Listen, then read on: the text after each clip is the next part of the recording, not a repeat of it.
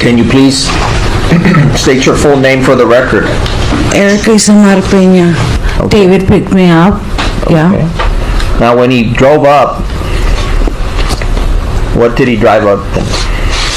In his white Dodge. We drove to his house. As soon as we entered the house, David wasn't himself anymore. Very nervous. I just got this feeling that kept me thinking Thinking what? that maybe he was the one He was the one that what? that had been murdering. December 20th, 2018. South Texas. Just after midnight. A woman bursts into a gas station, barefoot, terrified, gasping for breath. Me sacó la pistola y me quería subir y yo empecé a gritar, help me, help me. ¿Ya se fue? Sí. Ay, me asusté bastante, sir. The clerk freezes. Her voice is shaking. He has a gun. He was going to kill me. I just know it. She's bleeding. Her clothes torn. Her eyes dart to the parking lot like she's being hunted. In seconds, police arrive. She gives them a name. A description. A vehicle. And then she says something no one expects. He's been killing people. I'm not the first. That's when everything changes. Because the man she escaped from was a decorated agent with the United States Border Patrol. 10 years of service. A husband. A father. A trusted government officer. That night, the mask fell. And what it revealed would shake the foundations of law enforcement in Laredo.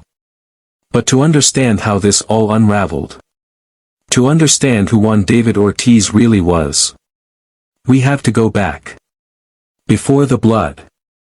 Before the horror. Back to a boy who knew how to hide. Before the uniform. Before the headlines. Before the bodies. There was just Juan. Juan David Ortiz was born in 1983, in Weslaco, Texas, just miles from the U.S. Mexico border. A small, sun-beaten town where families worked hard, kept quiet, and stuck close to their roots. His mother was devoted. Strong-willed. She worked long hours, but still made it to every parent meeting. His father, quiet, private, a presence more than a voice. They weren't poor, but every dollar counted. Life wasn't chaotic. It was orderly. Structured. Safe. Juan was the oldest of 7 siblings. A built-in protector. The one who was supposed to set the example. And he did. On paper. He wasn't the loud kid in class, but he was the smart one. Teachers liked him. He followed rules. Got good grades. Always said, yes sir, no ma'am. Neighbors would later say he was polite, well-behaved, a good kid. But there was always this distance. A strange emotional flatness. He didn't get in trouble, but he didn't get close either. It was like he was always watching, always calculating. By high school, he'd found structure in ROTC. Military discipline suited him. It gave him something to wrap himself around, rules, ranks, uniforms, purpose. He enlisted in the Navy and trained as a corpsman, medical support for Marines. He saw trauma. Suffering. But according to those who served with him, he was steady. Reliable. If he was affected by what he witnessed, he didn't show it.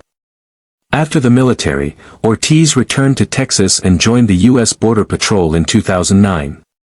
He climbed quickly, becoming a supervisory intelligence operator, overseeing anti-smuggling efforts and tracking cartel movement. To the outside world, he was living the American dream. Married. 2 kids. A steady job. A home in Laredo with a trimmed yard and birthday balloons in the backyard. Social media posts showed family trips and date nights. He wore a clean shave, a pressed uniform, a wedding ring. But behind the closed doors of that carefully built life, things were beginning to fracture. Friends say his wife, Daniela, was patient, supportive. But over time, something in Juan shifted. He became distant, cold, often absent. There were whispered arguments. Nights when he didn't come home until sunrise. He blamed stress. Said the job was eating at him. And maybe it was. The border had become a war zone, cartel executions, human trafficking, brutal conditions. But some officers managed. Juan didn't. He began showing signs no one wanted to admit were dangerous. He talked about sex workers with contempt. Not frustration. Contempt. They're ruining this town, he once told a coworker. Someone needs to clean this mess up. It sounded like venting, until it didn't. He spent long hours driving Laredo's backroads alone, at least, that's what he told his wife. And no one questioned him. Because in the eyes of his colleagues, Juan was still the model officer. He had clearance, access to classified intel, and the keys to entire operations. He gave briefings, mentored new recruits, and represented law enforcement at public events. No one saw the rot beneath the surface. Not his children. Not his wife. Not even the fellow agents he shared meals with.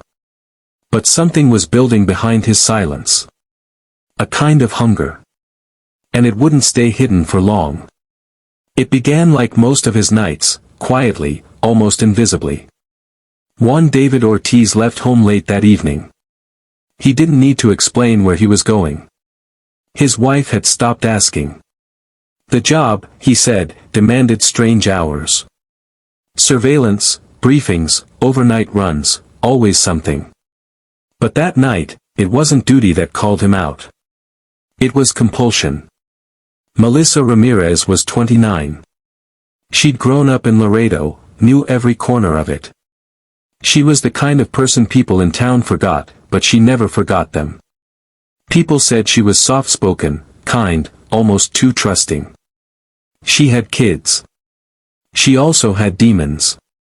She battled addiction, and like many women in her situation, she found herself on the street. Selling her body to survive. It wasn't a choice she was proud of, but it kept her alive. On September 3, 2018, Ortiz picked her up on San Bernardo Avenue. It wasn't his first encounter with her. He knew her. Had likely watched her. Waited. Melissa got into his white Dodge truck willingly. She may have even thought he was safe, he was law enforcement.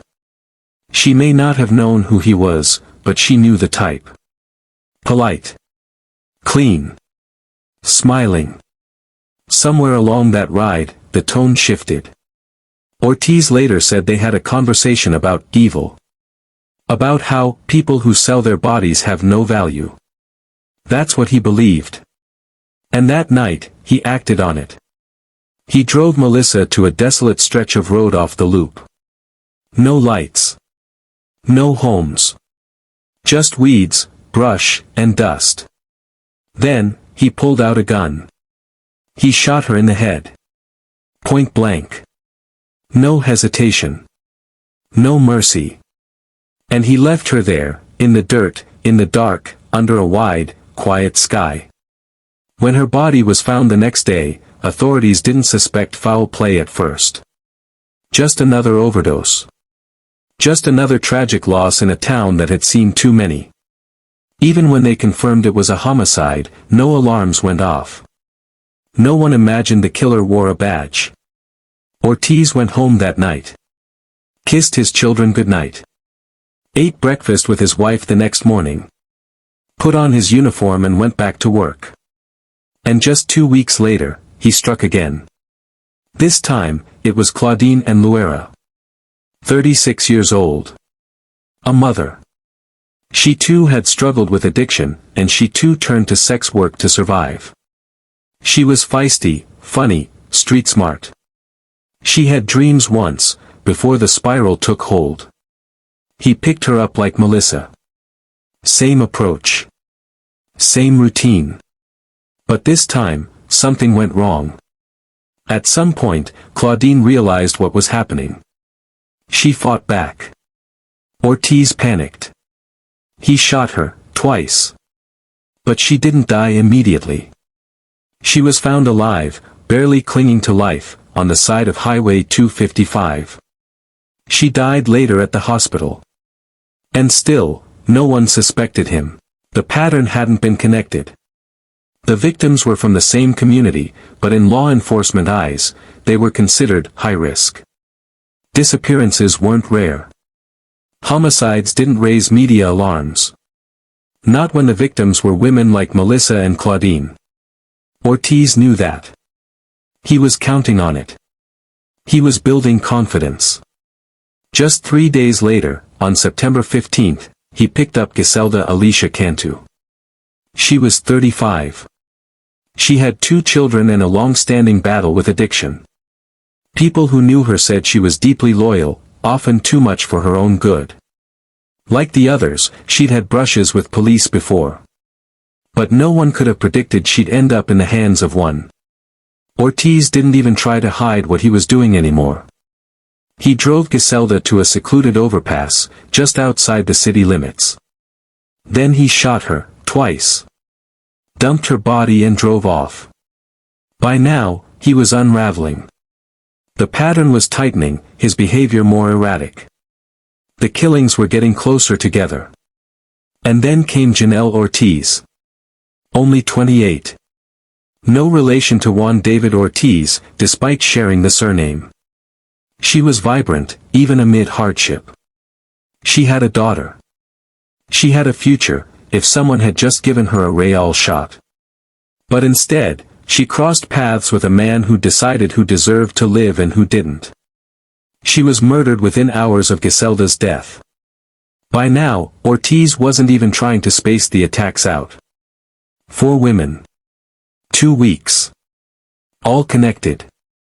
All in the same part of town. All women he viewed as disposable. But then, he made a mistake. He picked the wrong woman. She didn't die. And because of that, everything unraveled. September 14, 2018. It started like the others. Ortiz was on the prowl again, driving the same white Dodge truck, cruising the same streets near San Bernardo Avenue. It was late. The streets were mostly quiet except for the low hum of neon and the women trying to survive another night. That's when he saw her. Erica Pena. 26 years old. Strong-willed. Sharper than most. She wasn't new to the streets, but she trusted her instincts. They'd kept her alive this long. When Ortiz pulled up beside her, she didn't hesitate. He was clean-cut, polite, soft-spoken. She'd seen him around before. A familiar face in an unforgiving place.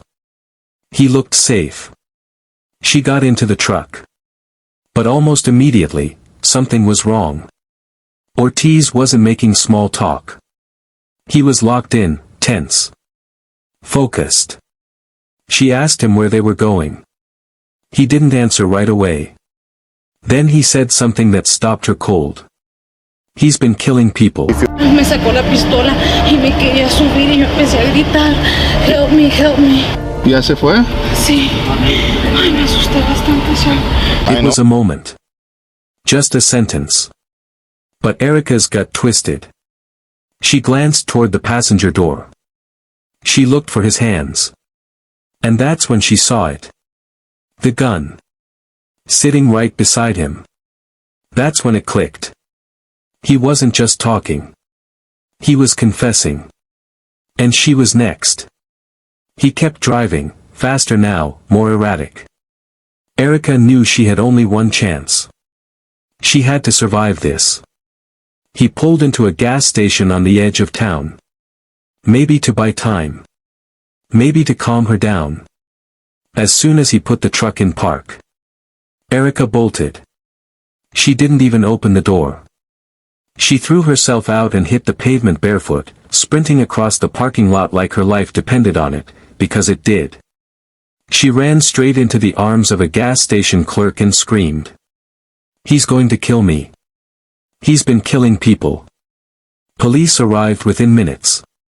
At first, they didn't know what to think. A young woman, clearly shaken, trembling, bleeding from her feet. She told them everything she could. Described the truck. Described his face. Described the gun. And when she gave them a name, Juan David Ortiz, everything stopped. Because they knew who that was. He wasn't just anyone. He was a decorated agent. A 10-year veteran of the U.S. Border Patrol. A man with security clearance, federal credentials, access to weapons and intelligence databases. He wasn't a suspect. He was one of them. But now, they had to hunt him. Ortiz, somehow, had slipped away in the chaos. He knew the town. He knew their tactics.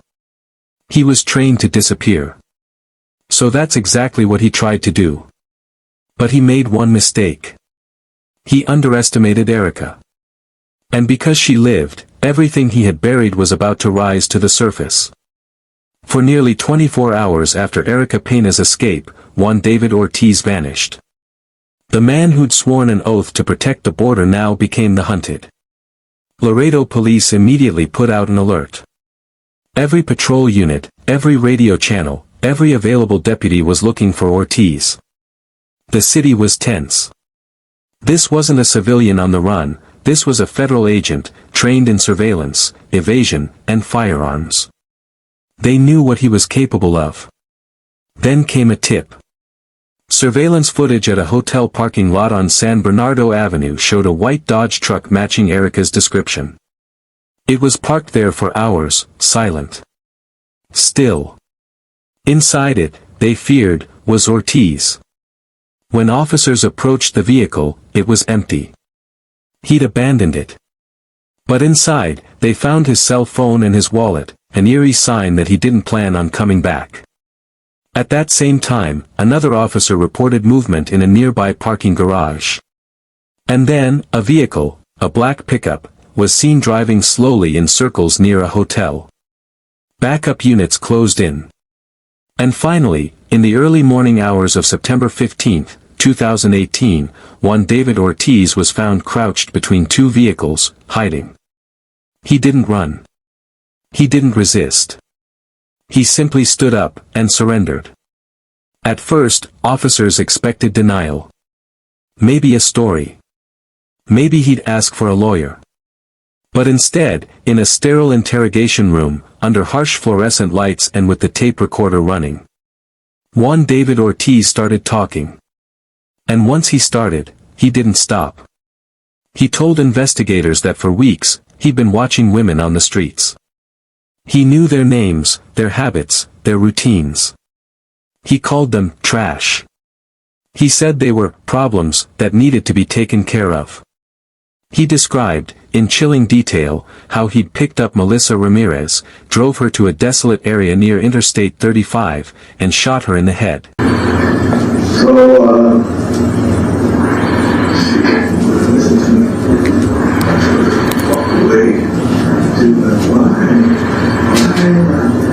God loves you. God forgive you. And then she said, and then she was talking to me like that. Please, just go away, okay? I'm telling you to walk away. Just walk away, okay? Walk away. She walks away, and then she comes back. I'm telling you to walk away. You're not listening to me.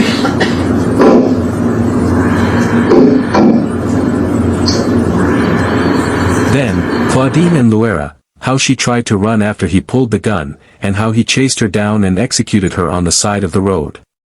He told them about Giselda Alicia Cantu, how he'd lured her with the promise of safety, and then left her body near mile marker 15. And then Janelle Ortiz, no relation, who he killed just hours before Erica's escape.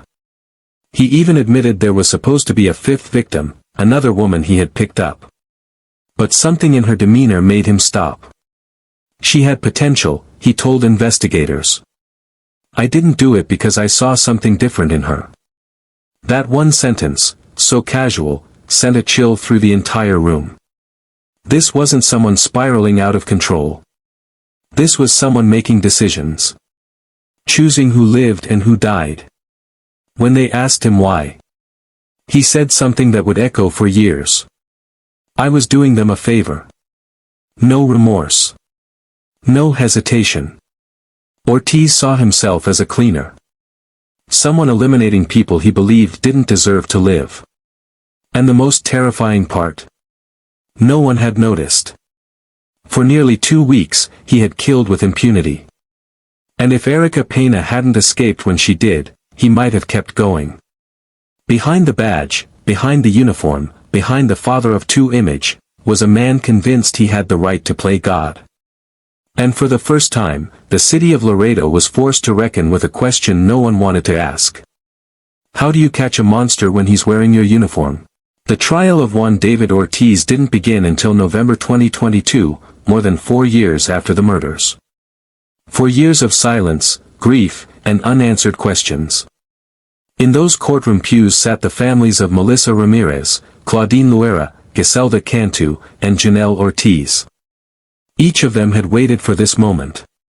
Some wanted accountability. Others just wanted to hear him say why. But Juan David Ortiz never gave them that. He showed up in court wearing glasses, hair cut short, silent and still. He spoke only when prompted. But as the evidence was presented, his words echoed throughout the courtroom, because the prosecution had one thing no one could argue with. His taped confession. And they played every second of it. They're dirty. I was doing them a favor, he said in that chilling tone. I knew what I was doing. I chose them. The jury listened as he described each murder like he was listing off errands. When Erica Pena took the stand, the courtroom shifted. She told them how she noticed something was off the moment she got into Ortiz's truck. How his voice changed. How she saw the gun. How her instincts screamed that she wouldn't survive unless she acted. She described jumping out barefoot at a gas station, bleeding and desperate, yelling. He's been killing people. Her words weren't just testimony, they were a rescue flare. A message to every woman who might have been next. The defense tried to argue mental instability. That maybe Ortiz had snapped. Maybe it was a result of combat trauma or stress from his years on the border. But prosecutors pushed back hard. They showed calculated decisions. Surveillance logs. Phone records. The way he chose isolated spots, timed pickups, concealed his tracks. This wasn't impulse. It was planning. Premeditated. Intentional. The courtroom watched as photos of the crime scenes were shown. Maps of where the bodies were found. Testimony from officers who described how calmly Ortiz had confessed. Not once did he apologize. Not once did he cry. When the verdict came down, guilty on all counts of capital murder, Ortiz didn't flinch. He was sentenced to life in prison without the possibility of parole. No more clean clothes. No more shiny badge. No more illusion of authority. Just a number. Locked away in the Texas Department of Criminal Justice system for the rest of his life. But even with the conviction, something lingered in the air. Not relief. Not closure. Just a quiet, hollow question. How close had this man come to getting away with it all? In the months after Juan David Ortiz was sentenced, the weight of his crimes didn't vanish with the courtroom verdict. It spread. It settled in the homes of the victims' families, in every empty chair, every unopened letter, every birthday that now passed in silence. I had a very good connection with her. It was amazing. It was just a blessing that I was able to meet her. I was there for her for 5 years, and it was the best 5 years of my life. De chiquita As a girl, Melissa was very joyful, very joyful. What can I say? She was a very good daughter, very noble, Muy Very sonriente. happy. You can go to San Bernardo and they're gonna be like, oh yeah, that's my girl Janelle. She had this personality that everyone liked about her. She's always looked out for anyone around her. That's what everyone misses from her. What do you miss most? I miss our girl talks, our boy talks. I miss everything from her. You know, me and her could bond over anything and everything, really. I mean, she was my best friend. And you don't worry about her anymore. No, because I know she's in the heavens above. She's resting peacefully. She's healed perfectly. All her suffering, all her pain, she's healed perfectly. And she's happy. That brings my heart some peace, knowing that she's in the heavens above.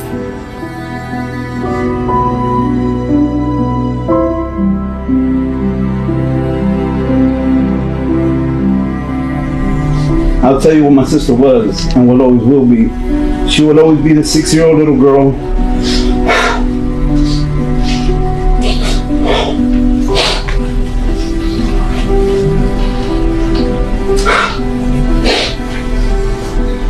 She was all I had, bro.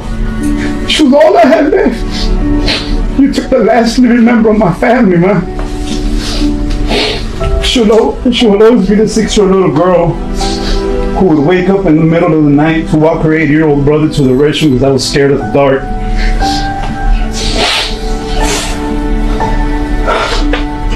She would always be the little sister who defended me from bullies when we were in elementary school, even fist fighting them. And she'll always be the little sister who cried just because she saw me crying. No matter who they are, no matter what people say, they had families, they were mothers, they were daughters, they were sisters. They are loved. They were daughters, mothers, friends. And yet for years, their disappearances barely made a ripple. It took a woman escaping barefoot from a killer's truck for their stories to be heard.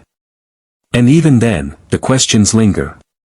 How did a man working for the U.S. government, trusted to uphold the law, hide this side of himself for so long? He worked for the Border Patrol for a decade, served in the U.S. Navy, lived in a suburban home, married, raised kids, showed up to work each day. No criminal record. No complaints. No red flags anyone followed. But behind closed doors, he was spiraling.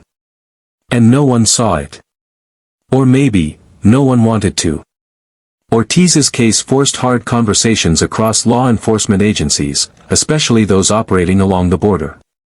What happens when the pressure to maintain order blinds us to the warning signs within? In Laredo, some residents now look at officers differently. Not with hatred, but with hesitation. A feeling they can't quite shake. And for sex workers in the region, the fear never left. Many continued their work in silence, wondering if the next customer might be the next Ortiz. The scars go beyond the murders. They're in the systems that failed these women. The city that didn't listen. The culture that dismissed their worth. And the badge that gave a killer cover. December 20th, 2018. Erica Pena bolts from a moving truck and into a gas station, barefoot, bruised, breathless. He's been killing people, she told the clerk. I need help. In just those few seconds, a trap shattered. A secret exploded. And a timeline, carefully crafted and quietly brutal, collapsed. But it hadn't started there. It started years earlier. In a uniform. Behind a badge. In a quiet home with a wife and kids. In smiles exchanged with neighbors. In silence. Juan David Ortiz was never a shadowy stranger. He was right there, on payroll, on patrol, holding authority over the very streets where his victims disappeared. From Melissa Ramirez to Janelle Ortiz, every life he ended chipped away at a version of reality we were all supposed to trust, that the people hired to protect us actually would. But that trust eroded, quietly, like sand under a river. He called himself a cleaner. He said they were dirty.